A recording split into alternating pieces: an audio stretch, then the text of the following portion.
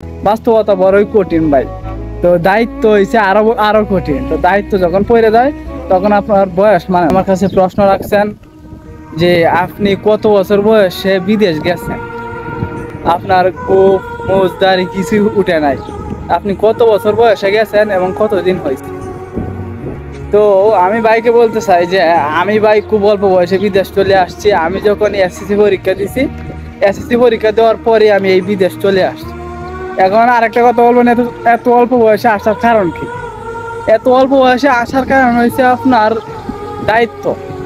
আমাদের ফ্যামিলি মধ্যবিত্ত ফ্যামিলি, আমরা গরিব মানুষ। তো সংসারে হাল ধরতে হয়, সংসারে দায়িত্ব নিতে হয়। এই কারণে আমি এই অল্প বয়সে বিদেশ চলে আসছি, বুঝছেন তো। দায়িত্ব বয়স মানে না, দায়িত্ব যখন গাড়ে পড়ে তখন আর বয়স মানে না।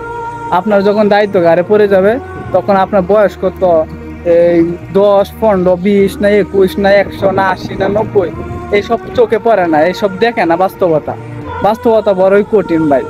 তো দায়িত্ব হয়েছে আরো আরো কঠিন। তো দায়িত্ব যখন পড়ে যায় তখন আপনার বয়স মানে না। তাই আমারও একই ঘটনা ঘটছে যে আমার বয়সটা কম কিন্তু দায়িত্ব পড়ে গেছে অনেক বেশি।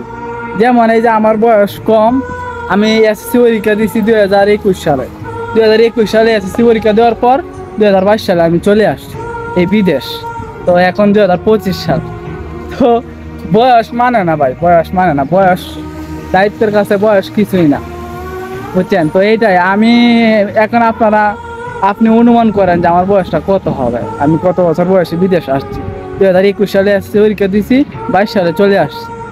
তো এই জন্য গ্রুপদারি উঠে নেয়। আর এক বিশেষ কারণ হয়েছে আমাদের পরিবারে আব্বু ভাইয়ার তাদের গ্রুপদারি মানে চাপদারি না, অল্প এই আর কি। তো অনেকের তাড়াতাড়ি উঠে যায়, অনেকের দেরিতে উঠে। আমার দেরিতে উঠতেছে, আর এক হচ্ছে বয়সও কম। তো আশা করি বুঝতে পারছেন। এটাই। ওকে, সালাম আলাইকুম।